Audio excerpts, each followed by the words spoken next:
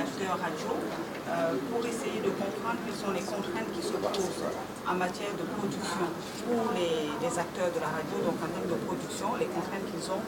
à proposer soit des contenus sur certaines thématiques pour les audiences, soit à maîtriser certains formats de production, par exemple en termes de format, le format investigation, les formats radio dits participatifs tels que le plus simple débat radio, ou bien des formats que Panos a mis en place tels que le témoignage oral, ou bien les clubs radio citoyens qui constituent en fait une interaction entre les audiences et les radios qui produisent ensemble un programme.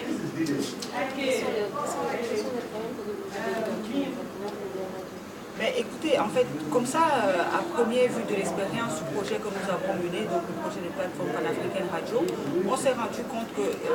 souvent les radios sont privilégiées généralement le format talk show, je dirais pas magazine, mais un peu le talk show. Il faut préciser aussi qu'on travaille beaucoup avec les radios communautaires. Donc, ce n'est pas le même niveau de capacité que, par exemple, les radios dites mainstream d'audience nationale. Donc, c'est plutôt des formats simples, mais qui ne permettent pas un contenu très riche en termes de thématiques. Je prends un exemple. Vous avez des populations qui ont, par exemple, des problématiques d'accès à la terre. Ça implique de maîtriser tout un arsenal juridique derrière, donc en termes de capacité, mais ça implique aussi peut-être une modalité de production qui peut dépasser le cadre d'un talk show. Par exemple, un format tel que l'investigation, un format tel qu'un magazine vraiment documenté.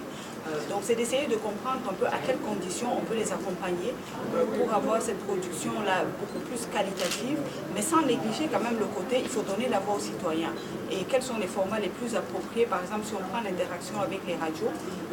nous ce qu'on a développé, c'est un modèle qui permet aux communautés elles-mêmes de décider d'une thématique et de débattre entre elles. Et ensuite, on a la radio qui participe à ces débats, qui peut faire les enregistrements, mais qui a tout un travail de documentation derrière, de montage aussi. C'est de voir si en dehors de ces modalités-là, on peut trouver ensemble d'autres options pour améliorer l'interaction des radios avec le public. Est-ce que à travers votre projet, vous avez pu trouver des solutions par rapport aux difficultés? En tout cas, jusqu'ici, essentiellement, ce qu'on a fait avec le projet qui a été une réussite, c'est le renforcement des capacités. Bon, il y a eu des capacités, bon, il y a des difficultés d'ordre technique, par exemple la maîtrise de tout ce qui est le son, le montage. Donc là, il y a eu beaucoup d'avancées, il y a eu des équipements qui ont été donnés dans le cadre du projet, une formation technique qui a été donnée. Donc on a constaté qu'au moins du point de vue de la qualité sonore, il y a une amélioration. Après, il y a eu sur la maîtrise des thématiques, avec ce projet, il y a un renforcement des capacités, notamment sur des questions telles que l'accès des femmes à la terre, les questions de sécurité alimentaire, des questions aussi de santé, accès des femmes par exemple aux structures de santé, et toutes les questions de gouvernance qui sont derrière. Donc il y a eu des formations thématiques qui ont permis aujourd'hui aux radios d'avoir un peu une meilleure, surtout les radios communautaires, les animateurs qui sont dans ces radios, d'avoir une meilleure compréhension de ces thèmes-là et de pouvoir approcher à la fois les citoyens pour comprendre leurs problèmes, mais aussi de savoir quels responsables publics ils peuvent approcher pour essayer de trouver une réponse. Après, en dehors de ça, donc sur la technique et sur les thématiques, en termes de format, on a essayé de développer avec eux, par exemple, on a travaillé un peu sur les enquêtes approfondies, un peu sur le mode de l'investigation, mais bon, c'est des formats qui sont lourds, qui demandent beaucoup d'engagement. Peut-être qu'il y a moyen de trouver une option intermédiaire qui soit suffisamment ajustée à la taille et aux capacités des radios, mais qui permettent aussi de satisfaire des besoins en termes de qualité et de documentation.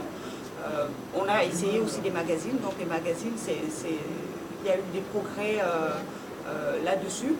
Tout ce qui est format participatif, en tout cas avec les audiences et notamment les débats, ça c'est quelque chose aussi qui a été une réussite dans le